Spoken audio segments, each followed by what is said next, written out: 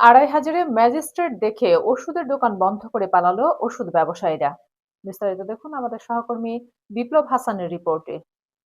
২,৫০০ বাজারে mobile court পরিচালনা করে আল আমিন ফার্মেসিকে ১৫,০০০ টাকা জরিমানা করা হয়েছে।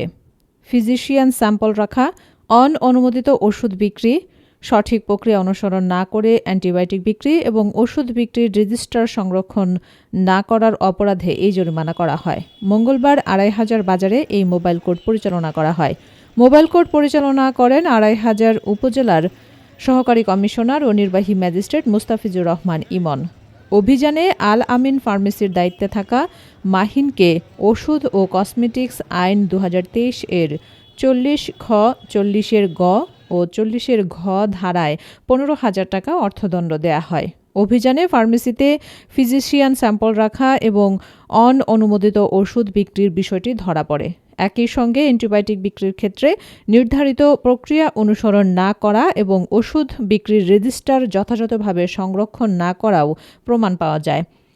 এদিকে মোবাইল কোর্টের খবর পেয়ে বাজারের ২ শতাধিক ওষুধ দোকানি দোকান বন্ধ করে পালিয়ে যায়। নির্বাহী ম্যাজিস্ট্রেট মুস্তাফিজুর রহমান ইমন বলেন, ওষুধ বিক্রির ক্ষেত্রে আইন ও নির্ধারিত নিয়ম যথাযথভাবে অনুসরণ করতে হবে।